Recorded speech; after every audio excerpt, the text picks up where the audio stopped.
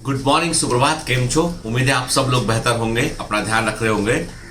Life में सबसे important चीज़ है वो है कि आपका किसी भी चीज़ के लिए नज़रिया क्या है, यानी किस प्रकार का आपका दृष्टिकोण है, क्या आप सोचते हैं उनके बारे में। ये सबसे इम्पॉर्टेंट चीज़ है। क्या होता है कि वक्त जो समय जो होता है, समय एक नदी के प्रवाह के समान है, लगातार आगे बढ़ रहा होता है। लगातार जो है वो एक बार से नदी की धारा है, नदी का जो पानी है, एक बार जो बह गया वो लौट कर वापस नहीं आता। वो चला गया मतलब चला गया, सीधा समुद्र में चला जाता है उठ के।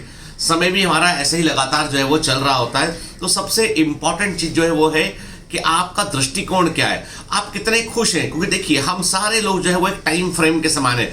हमारा जन्म होता है, वहाँ से वक्त की शुरुआत होती है। जब व्यक्ति की मृत्यु होती है, वहाँ पर वक्त खत्म जाता है। तो हम सारे लोग जो है वो जलती हुई मोमबत्ती के समान है, एक समय के प्रवाह के समान है। तो उसमें हम उस दौरान कितना खुश रहे, कितना दुखी रहे, कितना हमने अचीव किया, ये चीज़ों का बड़ा मायना होता है। और सबसे बड़ी बात ये कि हम में से कई लोग ऐसे होते हैं जो पूरे समय केवल जो है वो चीज़ों को क्रिटिसाइज करना या संघर्ष करने में निकाल देते हैं। वे जो सफलता के लिए जो आपका सफर होता है उसका भी अपना एक आनंद होता है, उसका आनंद वो नहीं उठा पाते।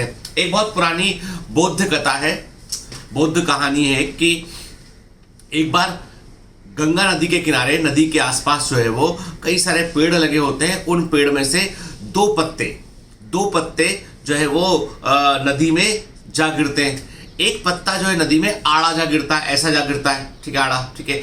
अब जो आड़ा पत्ता गिरता है, वो पत्ता गिरने के बाद ये सोचता है कि मैं इस नदी में गिर गया हूँ और मैं इस नदी को रोक कर मानूंगा। आज चाहे कुछ हो जाए, मैं अपना नाम जो है वो स्वर्ण अक्षरों में लिखवा दूंगा और मैं वो पत्ता बनूंगा जिसने इस गंगा नदी को रोक दिया। वो पत्ता, आड़ा पत्ता, पूरा जोर लगाता है नदी को रोकने के लिए, पर नदी तो तेज चलती है। नदी जो है वो, उसका प्रवाह तेज होता है नदी का, बहुत अथाह पानी नदी में। तो नदी को तो पता भी नहीं है, नदी को तो ये मालूम भी नहीं है कि कोई पत्ता ये सोच के बैठा हुआ है कि नदी को रोकना है। तो आड़ा पत्ता जो है वो पूरा दम लगाता है, नदी के जितना छोटा सा पत्ता होता है जहां भी रख रहता है वहां पे वो अपना आड़ा बनाने की कोशिश करता है वो, और वो ये दम लगाता है कि इस नदी को मुझे रोक देना, ये नदी को मैं जो है वो आगे नहीं जाने दूंगा और मैं वो पत्ता बनूंगा जो नदी को यहीं पर रोक देगा, ठीक है।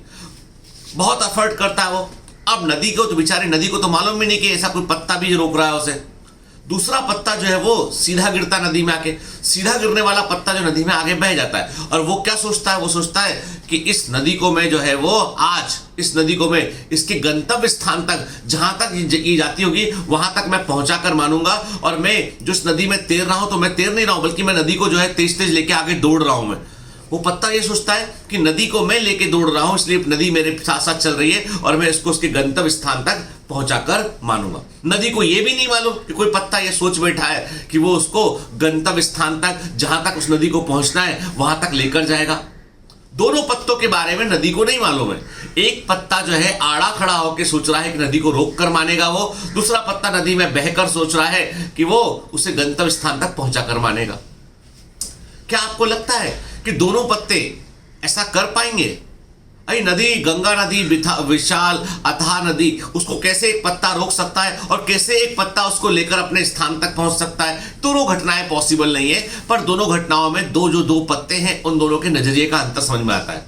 एक पत्ता पूरी जिंदगी संघर्ष कर रहा है, एक पत्ता पूरी जिंदगी जो है वो, उसे पता ही नहीं है कि वो जो है वो क्यों दुखी हो, क्योंकि वो आड़ा पत्ता है इसलिए वो दुखी है। आड़ा पत्ता है, उसने जो है वो, उसने कुछ ऐसा ठान लिया है जो प्रवाह के विपरीत है, कुछ ऐसा ठान लिया जो प्रवाह के विपरीत है। वो कोशिश तो कर रहा है, लेकिन समय, वक्त तो आगे बढ़ रहा है। वो पूरे समय दुखी हो, क्योंकि उसको हर पल संघर्ष करना पड़ता है, क्योंकि वो आड़ा है तो उसे अपनी पोजीशन बनाने के लिए हर समय संघर्ष करना पड़ता है। लेकिन जो पत्ता सीधा गिर गया था नदी में, वो पत्ता ये सोचकर खुश है कि मैं नदी को लेकर जा रहा हूं। तो उस दोनों कंडीशन में मनोदशा का अंतर है, मन की दशा का अंतर है। एक पत्ता दुखी है और एक पत्ता जो इसी बात को लेकर खुश है कि चलो नदी को लेकर मैं आगे बढ़ रहा हूं। देखिए, नदी वक्त के समान है, वक्त कभी थमता नहीं है, समय लगातार आगे बढ़ रहा होता है। अब ये आपका दृष्टिकोण है कि आप आड़ा पत्ता बनकर दुखी रहते हैं या सीधा पत्ता बनकर जो है समय के प्रवाह के अकॉर्डिंग आगे बढ़ते हैं। और अपना जो कर्म है वो करते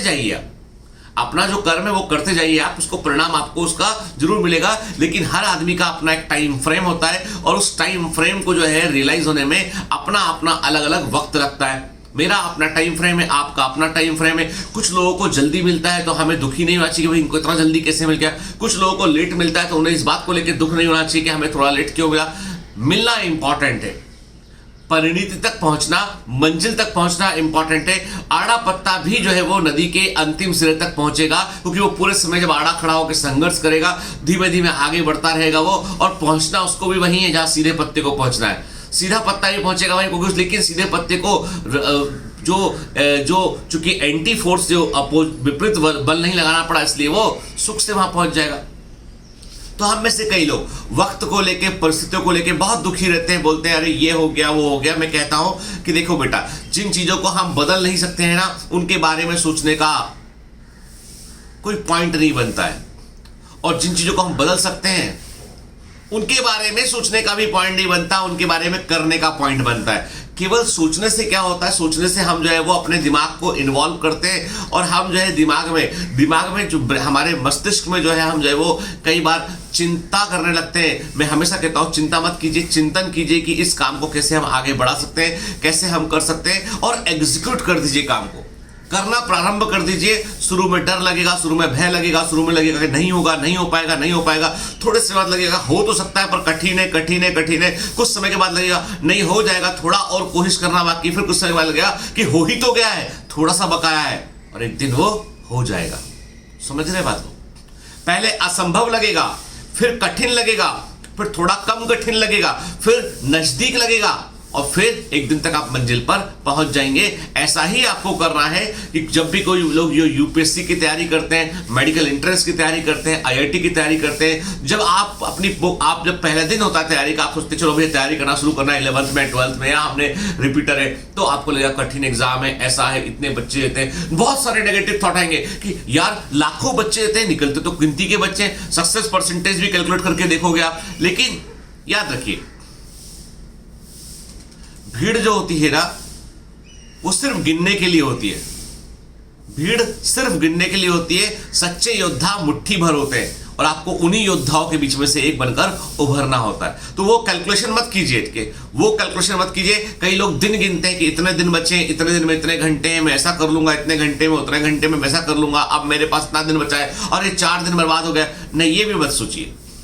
ये सोचिए कि how many chapters you are having in front of you, कितने चैप्टर तुम्हारे कमजोर हैं, उन्हें पूरा कैसे करना है हमें, कितना चैप्टर आपको अच्छे से आने लगा है, उसको सोचना है आपको। तो अपना जो नजरिया है ना, उसको ठीक, आड़ा पत्ता मत बनिए, इतने दिन उतना ये वो। अभी आपको ऐसे YouTube चैनल की बाढ़ लग जाती है, इतने दिन बचे हैं, ऐसा बचा है, ये कर लो। अरे क्या कर लो भाई, जिंदगी भर बैठ के यही बनाते रहेंगे टाइम टेबल अपना, कि एक टाइम टेबल बनाया था साल के पहले, एक बनाया 6 महीने के लिए, फिर आएगा अभी 25 दिन में ये निकाल के दिखाओ, 30 दिन में चमत्कार करके दिखाओ। फिर तो वो सब चमत्कार ऐसे नहीं होते हैं। चमत्कार भ्रम है, मिराकल भ्रम है।